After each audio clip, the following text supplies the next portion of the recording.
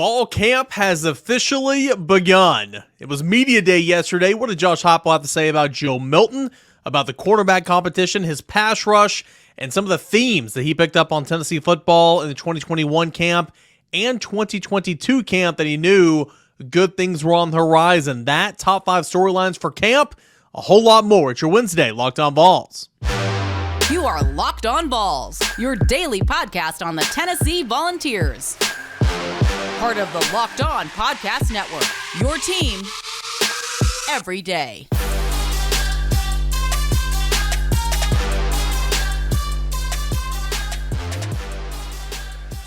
Good Wednesday morning, everybody. Welcome into it. This is Locked On Vols, your first listen every single day. We're a part of the Locked On Podcast Network. That is your team every single day. Appreciate you guys for being here. I'm your host, Cain, @_Cainer on Twitter, @Locked On Vols, where you can always find me. We got a fun show coming up. Going to give you the best sound bites, the best from Tennessee Media Day as fall camp officially has kicked off, with practice number 1 happening this morning. Top 5 storylines that I'm looking for, that I'm paying attention to in segment number 2, and the big one in segment 3, scouting the opponents, the Georgia Bulldogs. We have got a fun show, and we're going to go ahead and get right down into it. So, Tennessee kicked off fall camp on the Tuesday media day. Josh Heupel spoke to the media, the coordinators, Joey Halzle offense, first year, Tim Banks defense, third year. They spoke to the media, and then 12 different players took time in a breakout session to speak to the media as well. And so it was a very, very productive day. And from the podium, the head coach and the coordinators, I pulled a couple of sound bites that I want to play and we can talk about briefly. First, we'll get into Josh Heupel. A common theme during his press conference setting yesterday was just the difference, where this team is now, where this program is now, compared to where it was when he took over, and something that he made note of as well yesterday. Here's Josh Heupel on the difference between now and January 2021. First of all, like cornerstone pieces of who we are, the foundation's been set, it's been laid. Great trust and accountability inside of our walls. Our players, just their daily habits, who they are, what they're about, how they compete individually with themselves and collectively as a group too. We've come a long ways in a short amount of time. Our roster, I've said it before, that first fall we had 65 scholarship players. We're close to 85. We got real depth, real competition, really at every position, and that's true of our veterans that are here. There's a lot of young guys, 18 of them that were with us during the course of spring ball. I expect them to be a much more mature and complete player when we step on the field tomorrow, but certainly as we grow during the course of training camp. There's just great competition everywhere. Our athleticism, strength, all of those things have continued to improve our functional movement. We're continuing to take strides, but this is the time of year where you got to go out and earn it every day. Okay, so there's a lot of coach speak in there, and you're going to get that when any head coach gets up to the podium. But, some good things there saying, hey, we're deeper, we're stronger, we're faster, but we're close to 85 scholarships. And in case you're wondering, they always keep a couple of those scholarships open, one because you're self-reducing or you're self-imposing, but also just in case you want to take some transfer portal later on in the cycle as well. So that's Josh Heupel, kind of where they are, the cornerstone, the foundation of the program that he wants to set. Hey, it's off and running. You saw some success last year. It doesn't carry over, but it's good to kind of taste that success when you're moving forward. The question was asked about the quarterbacks, obviously. Joe Milton, Nico Iamaleava, what would be a productive fall camp for those guys? Of course, Milton preparing to be the starter, Nico preparing to be a college quarterback, but the backup this year. Obviously, no injuries is number one, but here's what Josh Heupel had to say about his quarterbacks and what he looks for in those guys over the next couple of weeks, and is it different between the two of them, or is it the same? Well, yeah, a little bit, because they're different in as far as the stages that they're at inside of the quarterback room, understanding our offense and fundamental, how we want them to play. Both of them, I expect to compete and lead at a high level. I think it's really important that those guys have great energy and urgency, and that transcends not just through our offense, but also through our football team. For all of our players, this is a game that's never going to be perfect, and being able to reset from one play to the next, I think, is one of the most important traits that you have as a competitor and as a player in this game. So for those two guys, being able to do that and then master what we're doing offensively will be really important. One of those things that I liked in there is a short-term memory. Got to forget, right? For Joe Milton, that's something that he even mentioned at SEC Media Days, and I think we played that clip on here a couple of weeks ago, or maybe it was last week. It was like, hey, it's where I got in trouble, or back in 2021. I was dwelling on the last play, or I was thinking too far ahead. You gotta have a short-term memory. You gotta forget some things and move on to the next play. And the same can be said for a true freshman quarterback that's getting all this thrown at you, and it's brand new, and guys are bigger and faster and stronger, and the speed is so fast, and then you're having to run tempo. You got to have a short-term memory for both of those guys. But he didn't say it, but, number one thing for both those guys is stay healthy, stay healthy, stay healthy. Let's flip real quick. Let's go over to, actually, let's stay on Milton. Let's stay on Milton here. How important was it for Joe Milton to get those 2 starts last year, Vanderbilt and Orange Bowl, in the Orange Bowl against Clemson, and find some success there as he is now turning a new leaf and being the starter once again? This is Josh Heupel, once again on his quarterback, Joe Milton. For all of the guys, Joe included, that had an opportunity to, play late in the year, that could have been Vandy. We had a few guys nicked up to the bowl game. In that experience, in some ways it is a springboard to the 23 season. It gives all those guys great confidence in what they had done up until that point to go play that way when given the opportunity. For Joe, nobody was surprised that he played that way inside of our program. We had seen the way that he had worked and competed and how he had continued to grow, as a person, but also as a player, and anticipated in playing that way. At this point, what happened, in January or December has nothing to do with, where we go, and those guys being focused on continuing to grow every day, I think is really important. I think it's important. One of the last things he said right there, at this point, what happened in December and in January, really has nothing to do with what is happening right now. However, you can use it as a springboard, confidence, knowing that you've been there and you've done that. So it was important for Joe Milton to get back in there and to just go out there and do what Josh Heupel knows that he can do and what Joe Milton knows that he can do. And, of course, if Tennessee gets Joe Milton doing what he knows he can do and reaching up to his potential, that offense is going to be in really, really good shape. All right, let's shift gears here. Josh Heupel, the head football coach, ask about the secondary, ask about the cornerback position. I'll touch base on this in segment number 2. But what about that cornerback competition? There's a lot of guys, a lot of returners. You add in a lot of transfers and some true freshmen as well into that mix. How's that going to shake out over the course of fall camp? What are you looking for? Here's Josh Heupel on that cornerback competition in the secondary. Well, the 5 guys that came in January, really excited about, their athleticism, their physical traits. They were super mature in the way they competed and handled themselves on the field and off the field. I anticipate those guys, after, going through an offseason, going through spring ball, and having an opportunity to kind of digest all that and go back through some installs this summer, man, when we hit the ground, being a much different player, while still understanding that they're going to have to continue to grow throughout the course of training camp. The vets, a year ago, we were kind of nicked up during training camp. We got nicked up during the course of the season. We need those guys to stay healthy. We need them to be on the field. We need them to compete and get those reps. You can't be the player that you need to be if you're not practicing during this time of year. And so we need all those guys playing and competing here during the course of training camp for them to be their best. It's one of the positions where there's great competition. Every position in our program, you got to go earn it here during the next 2.5, 3 weeks of training camp. Prove that you're going to play at a championship level. But I'm really looking forward to the competition at that spot. All right, so yeah, there was some big-time coach talk in there. Every position's up for grabs. You got to go earn it, which is true. You got to go earn it, no doubt about it. Josh Heupel didn't say a whole lot there, but meaning the 5 guys who came in the midterm in January, he was lumping in there John Slaughter and Jack Luttrell, the safeties as well. But I'll get into more on this in segment 2, but I'm telling you, man, there's a ton. The injuries devastated that group last year. You had so many different guys who played so much. And so just when you rattle them off here, right? I mean, Kamal Haddon, Warren Burrell, Danico Slaughter, Brandon Turnage, Deshaun Rucker. I mean, all those guys played some cornerback last year, right? I mean, and I'm probably forgetting a couple.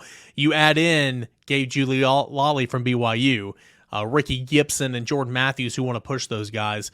I am so excited to watch that group go to work in fall camp. Because again, and I'll continue to say this, you might see the standard, veteran secondary out there game one.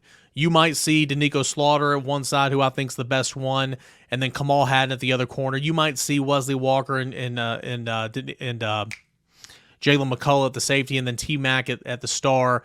But the difference this year, in my opinion, is you've got guys, and you got guys just ready to go. In years past, you were, unless it was an injury related, like you were hesitant to send guys in there and say, hey, you just got to be with the slant over the middle, get your ass out, and let me go put this guy in there, and let's let him play for the rest of the series. I think you're to the point now in your program and your depth and your experience to where you're not as hesitant to do that. So, again, only time will tell. We'll see once the games start rolling around, but that position group is deep for the University of Tennessee. Two more here. Let's get to the coordinators. This is Joey Halzle, first-year offensive coordinator. Of course, he's been a longtime quarterbacks coach for Josh Heupel. He was asked about Joe Milton. The difference in Joe Milton now compared to Joe Milton in the summer of 2021, both as a football player and as a person. Here's Tennessee's new offensive coordinator, Joey Halzle. Yeah, he's a completely different guy, even the way you first said it, not just player, but his attention to detail is elite. He came back after that Clemson game, and he was hungry to keep learning, to keep pushing forward. He didn't rest on his laurels and be like, all right, cool, I figured it out. He pushed. I think he saw the success that he had, and he knows what his talent can do, and now his mentality is matching that as far as how much he wants to learn, how much he's just consuming the game at all times. It's fun to be a part of right now, and it's a special mindset that kid has. Again, that was Tennessee offensive coordinator Joey Halzle saying, hey, Joe Milton's completely different, right? His attention to detail is elite. I thought that was a really, really good soundbite. Just doing the little things right and preparing as if you are the guy, and now, again, he is the guy. Last one we're going to play. Let's shift gears over to the defense side of the football. You got Tim Banks. There's a number of things I could have pulled here, but I really like this soundbite. Ask about another one of those newcomers. I might talk about it in segment number 2 when I get into my top 5 things I'm looking for. Newcomer on the defensive line, Omar Norman-Lott from Arizona State.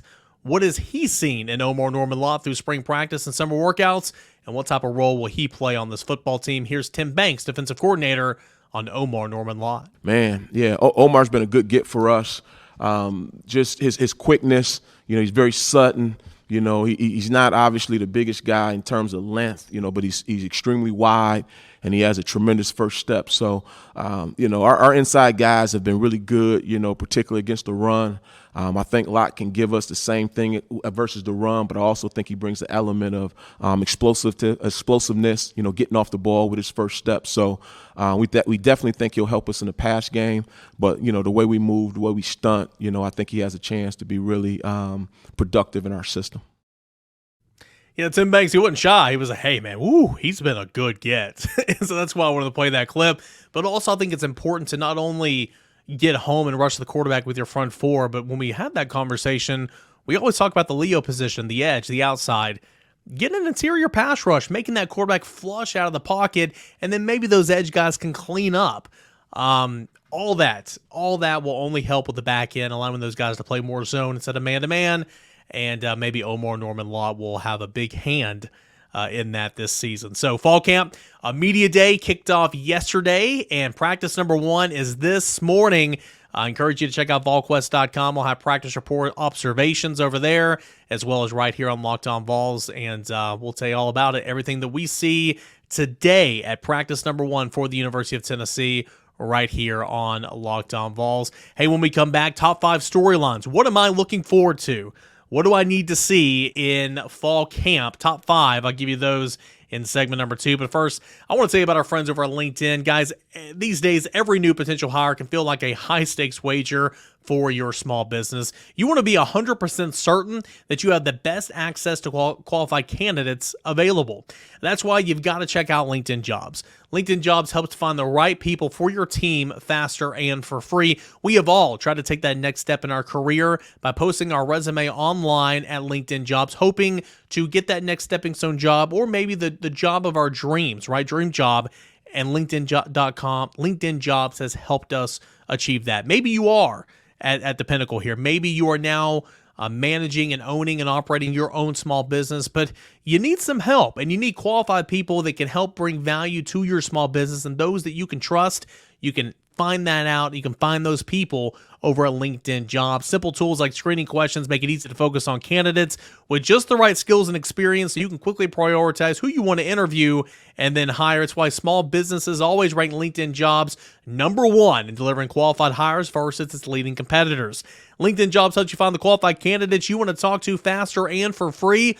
Post your job for free at linkedin.com/lockedoncollege. Post your job for free at linkedin.com/lockedon. Let me try that again. Post your job for free. That's linkedin.com/lockedoncollege. Terms and conditions do apply. Locked On Vols every single weekday, 30 minutes or less. It is your Tennessee Football Volunteers podcast. Appreciate you everydayers for being here and subscribing to Locked On Vols on the YouTube channel. Can't thank you enough for that. And, of course, getting us wherever you find your podcast. All right. So we got fall camp happening right now. Of course, Media Day kicked things off yesterday. Today, the first practice will be underway. They're going to practice Wednesday through Saturday, off day on Sunday. I think next week it's Monday through Saturday with an off day on Sunday again. Anyway, we're going to see a whole lot of football, at least as much as they'll let us over the next couple of weeks before getting into scrimmage number 1. But what I want to know is, what are the top 5 storylines for Tennessee football fall camp? I've got mine. I'd love to hear yours as well at _Cainer and at Locked On Vols. But I'm going to tell you my top 5 storylines, the 5 things I am looking forward the most, looking forward to seeing, looking for when I'm out there covering practice, all that and more. And some of these are battles and groups and all that type of stuff. But here's kind of my checklist. And again, a lot of this is repetition. We've talked about a lot of this over the offseason, but just you newcomers, you might not be everydayers just yet, but soon you will be. You might be hearing this for the first time. So number 5, and a countdown 5 to 1 things I'm looking forward the most in spring football or in fall camp, and that is the newcomers. Okay, whether that be true freshmen, whether that be transfer portal additions. We got to see a lot of these guys in spring practice. Sure. Keenan Peely, linebacker, who's going to start. Dante Thornton, a wide receiver, who's going to play a lot out of the slots. Gabe Judy-Lawley at cornerback. Christian Campbell, Charles Campbell, the kicker. Omar Norman-Lott on the defensive line. We heard what Tim Banks said about him back in segment number 1. But I'm intrigued to see some more of these newcomers. Andre Carrick, is he going to factor into the starting offensive line? We'll have to see. Those are the transfers, but also how different do these true freshmen look? A lot of these guys enrolled early and got a part of the strength and conditioning program and all that. I want to see what they look like, how their bodies have changed a little bit involved in the strength and conditioning program at the collegiate level. What do they look like on the field? Arian Carter, Jeremiah Thielander, who I saw on Tuesday just walking through the complex. Looks like he's really benefited from the strength and conditioning program for sure. But Arian Carter at linebacker, Jeremiah Thielander. What about Nico Iamaleava, the true freshman quarterback, of course. But if all goes well, this is going to be Joe's show. I mean, there's a whole lot of true freshmen as well that I want to see and kind of how they've taken steps and there's a progression. So number 5 will be the newcomers for me. Number 4, that tight end room. All right, again, it's not sexy, especially it's not the sexiest the way that Josh Heupel uses it. At least he has here at Tennessee. Of course, Princeton Fan, that was a whole lot of fun watching him go after it last year. But the tight end position is so critical in this offense because, again, for you newbies out there, at least this is how I see the tight end group, and I say it all the time. That's why I'm saying if you're first to hear it, here it is. The tight end position allows you to go up-tempo. Okay, there's a reason why Tennessee doesn't go 4 wide receiver sets because they want to go up-tempo, meaning they want to be in proper run fits and run formations as well as, being able to sling it out there and throw it around a little bit. The tight end position allows you to do that. Flex out wide, come in on the line of scrimmage, be a little H-back. And when you stop to sub, that allows the defense to stop and stub as well. So there's a reason why the tight end is the key variable in this Josh Heupel offense. Jacob Bourne's huge, 6th year. Of course, he knows the system. He knows what to do. McCallan Castle's coming over, one of those transfers I didn't even mention in point number 5 there that I just said, or the first one that I just did. But McCall Castle's going to have to play. You're going to have to play 2 tight ends no matter what. Ethan Davis, a true freshman, looked really good in the spring game and looked really good in spring practice overall. Broke his collarbone there towards the end of the spring game. He's going to be back ready to go, and we'll find out later today exactly, if he actually is, or if he has a red non-contact jersey on or whatever. But the tight end room, I'm intrigued to see how the progressions happen for McCall Castles and Ethan Davis. A huge position for Tennessee. You know what you're going to get in Jacob Warren. Number three, the thing I'm looking forward to the most, the offensive line battle. Okay, we talk about this ad nauseum, right? Maybe this could be number one. Maybe this is number one for you, but who is going to start at left guard? Who is going to start at right tackle? Okay, this is under the assumption that transfer from Miami, John Campbell, is going to be your left tackle. Okay, he started there every game last year. That's where he's most familiar. That's where he's comfortable at left tackle. Left guard, we'll come back to it. Working our way down left to right on the offensive line. Centers, Cooper Mays. Right guard, Javonte Spraggins. And then right tackle. Because John Campbell is going to play left tackle, it's going to take the 2 guys that split time at left tackle last year, and Gerald Mincy and J.J. Crawford, flip them over to the right side. I am not as worried about the right tackle position, and I haven't been all offseason long. And maybe I'm wrong in this, but I just feel like, yeah, sure, it's a big change. I'm not acting like it's not, okay? Imagine doing everything with your right hand if you're right-handed, then having to do everything with the left hand. It's a huge change flipping from one side of the line of scrimmage to the next.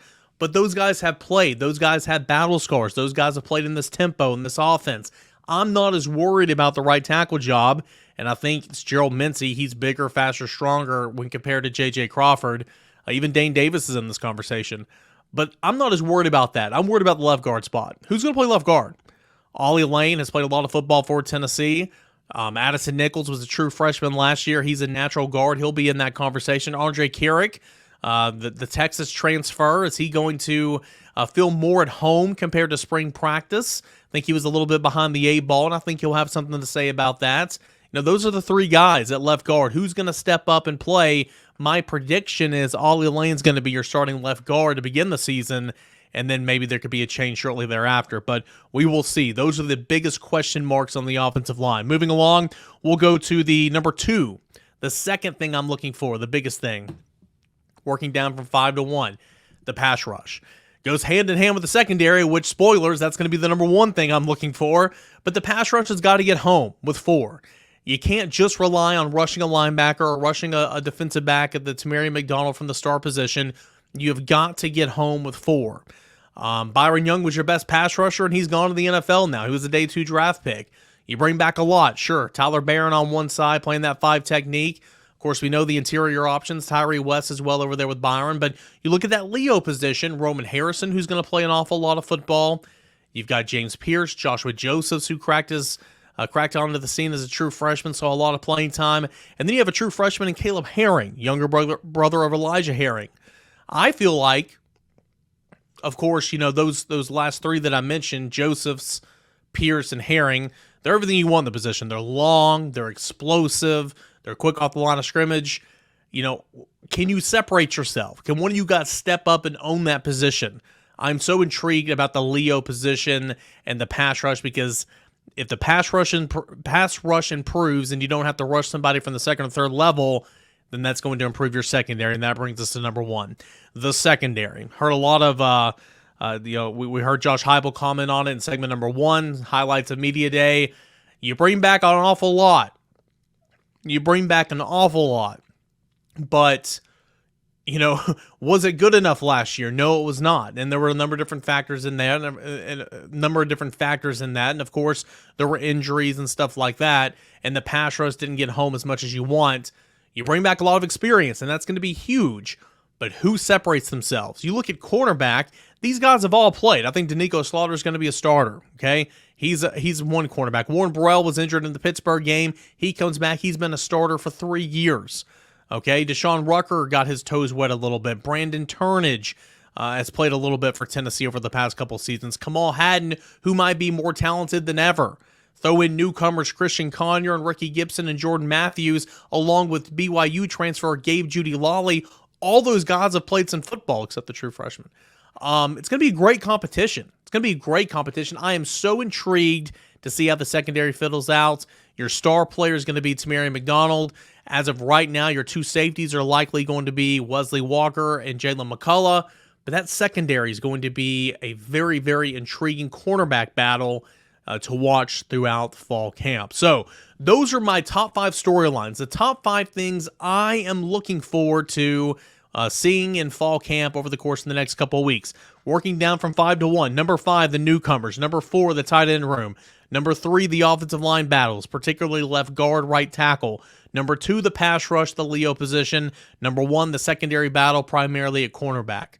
What say you? I can't wait to get you eyes on those battles and eyes on those storylines later today and on throughout fall camp. We get to watch 8 periods today, which is great, and then the rest of the way, we just get to see periods 0 through 2. But hey, anything I see, I will relay it. I will report it over to you right here on Locked On Vols. That is why you guys are smarter than the rest of the Tennessee fans by listening and watching us here on Locked On Vols. All right, when we come back, we'll shift gears, get back into our Scouting the Opponent series. The big one, November the 18th, the Georgia Bulldogs. We'll preview the Georgia Bulldogs, talk about their offseason when we return right here on Locked On Vols. We are rolling right along here on this Wednesday edition of Locked On Vols. Appreciate you guys being here. We've talked a whole lot about a fall camp, top 5 storylines. We heard the highlights from Media Day on Tuesday. And now let's transition into the big one. Scouting the opponents, the next to the last game of the regular season. And this is the biggest game of the season for Tennessee with the Georgia Bulldogs. Of course, we know about Georgia, back-to-back national champions last year, 15-0. Of course, Tennessee fell in Athens last year by a score of 27-13. This game in 2023, it's going to be Week 12, Game 11, November the 18th at Neyland Stadium. There's some pretty significant changes to Georgia if they're looking for a three-peat, something that hasn't happened in NCAA football since the 1950s. Some big changes they're going to have to overcome, even though there's still plenty of talent left on that roster. Kirby Smart, of course, your head football coach, he's back for his 8th season. 81-15 is his record at Georgia. Not bad, right? But he will be doing it with a new offensive coordinator. Todd Monken's gone to the NFL with the Ravens, I believe. Back comes in Mike Bobo, a veteran coordinator around the SEC. He will call plays for the Georgia Bulldogs this year. And there's going to be a new quarterback. The Stetson Bennett era is over for Georgia. In fact, Stetson Bennett is gone. Kenny McIntosh is gone. Darnell Washington is gone. Your 2 starting offensive tackles are gone from Georgia from that record-setting 2022 team. But Stetson Bennett's gone, and then steps in Carson Beck. And I've been pretty consistent in my analysis of this. Stetson Bennett brought a whole lot to the table. I'm not trying to diminish that whatsoever. He's a legend in Athens, okay? But from a pure talent perspective, Carson Beck's better. Carson Beck is a better athlete and a better quarterback, throwing the football and all that type of stuff. But again, it just goes to show you there's more to playing the quarterback position. Got to be smart, super smart. And I'm not saying Carson Beck wasn't smart. I'm just more of a credit to Stetson Bennett. But from a measurable standpoint and from a athletic standpoint, Carson Beck's an upgrade. He appeared in 7 games last year, 26-35, 310 yards, 4 touchdowns. Also, the backup quarterback will be Brock Vandergrift, most likely. Regardless, you're going to have the best playmaker in all of college football at the tight end position, and that's Brock Bowers. Led Georgia with 63 receptions, 912 yards, and 7 touchdowns a season ago. Brock Bowers, one of the best football players in the entire country, and he will be a first-round draft pick in 2024, no doubt about it. Look at the wide receivers. You bring back some real production at that position, and then you add to it. Ladd McConkey, 58 receptions, 762 yards, and 7 touchdowns. He's back.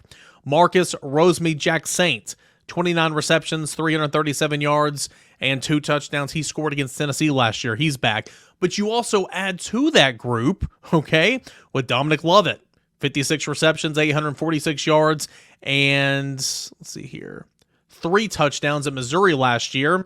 And you add Ra Thomas, who's gotten in some issues off the field so far, but Ra Thomas from Mississippi State, 44 receptions, 627 yards, and 2 touchdowns. Georgia's wide receiver room got a whole lot better this offseason. Running backs, again, I mentioned earlier, you're losing Kenny McIntosh, but again, when you continue to stack on recruiting class over recruiting class over recruiting class filled with 5- and 4-star blue-chip prospects, you're going to be okay. Running back to John Edwards is the leading returning rusher. He's back at 797 yards, 5.5 yards per carry, 7 touchdowns. Kendall Milton, who was a freshman forever ago, it feels like, he's back. 592 yards, 7 yards per carry, 8 touchdowns last year. And Branson Robertson, former 5-star prospect, as a true freshman last year, scored 3 touchdowns and had 330 yards rushing. So they're going to be okay at running back, no doubt about it. And on the offensive line, easily the best offensive line in the SEC last year and arguably the best offensive line in the country. You look at what this group did. It allowed Georgia in 2022 to convert on 51% of its third downs. Not bad. All right. 5.33 yards per carry. That's really, really good. And as a unit in 2022, the offensive line gave up only 7 sacks. Not bad at all. You lose your 2 tackles, but the interior of that Georgia offensive line is coming back, and it's pretty good. Arguably the best center in the Southeastern Conference. Cedric Van Plan is coming back, and your guards, Xavier Truss and Tate Rutledge. Remember Tate Rutledge on his own podcast a couple weeks ago said the Neyland Stadium's the best stadium in the SEC. Thought that was really, really weird to even say, but he is a starting guard for the Georgia Bulldogs. So, again, new offensive coordinator, new quarterback. It's not going to be easy, but still a whole lot of talent to work with there if you're Kirby Smart and Georgia on offense. Now, let's flip over and go to the defensive side of the football. 19 defensive players have been drafted the past 3 years.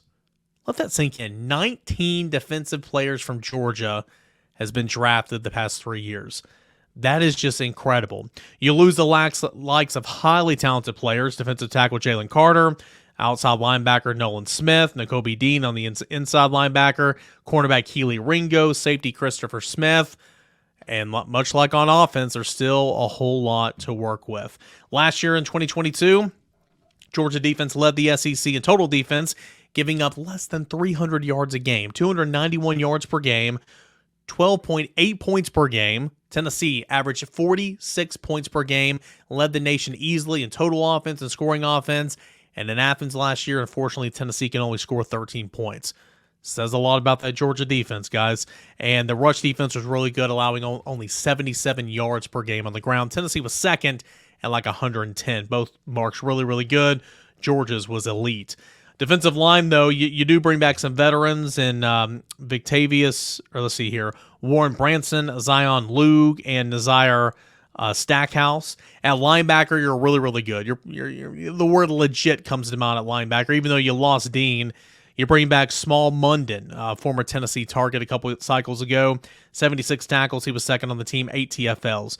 Jason Dumas Johnson, 70 tackles, 9 TFLs, where he led the team. Not bad at all. Again, you lose Nolan Smith off the edge, and that's a huge loss.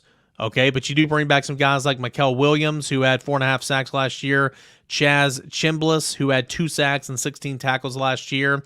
The secondary, you got to replace Keely Ringo, but not too bad at the quarterback position with Kamiri Lannister, who will play opposite of him. You also have Dylan Everett, and then from Texas A&M transfer Smoke Bowie comes in to add some depth at that quarterback position. At the safety spot, Javon Bullard, who's been a starter in this league for a long time, 7 TFLs a season ago. He'll play one of them, and then Malik Starks will play the other safety. He was second on the team with 68 tackles as a true freshman. So, again, it's kind of the same story. You lose a lot, very, very talented, but you also return a lot. You have these underclassmen who play a little bit, who hang around. They see, okay, come in here, bide your time, work hard, play, get drafted, make money. Now it's my turn. That's kind of the situation there for Georgia. Anyway, you want to spin it. Huge matchup for Tennessee. Can Tennessee get revenge and win this one in Neyland Stadium? We'll see. Will this game determine who's going to represent the SEC East in Atlanta for the SEC Championship, the final one with divisions? We will see. Time will tell. It's Week 12, Game 11, the second to last game of the regular season, and that's going to be played at Neyland Stadium on November the 18th. Whew, fun show today. Whole lot to get into that we went over in the course of a little over 30 minutes. You heard from Josh Heupel and coordinators Joey Halzle and Tim Banks. Gave you my top 5 storylines for fall camp. Practice starting this morning. Wednesday morning, practice number 1. I'll tell you what I saw, all that and more. So what you have to look forward to on tomorrow's show. Plus, we'll conclude scouting the opponent with Vanderbilt tomorrow. Of course, we talked about Georgia here today. Appreciate you guys for always being here, being a part of the show. Shout out everydayers. If you're not an everydayer, come back tomorrow, figure out what it means. In the meantime, though, go ahead and follow us wherever you get your podcasts, Odyssey app, Spotify, Apple Podcasts, Google, wherever the case may be. And, of course, subscribe. Let's get to 8K by kickoff to Locked On Vols on the YouTube channel. Appreciate you guys as always. Have a great rest of your Wednesday, and I'll tell you what I saw at Tennessee fall football practice coming up on tomorrow's show.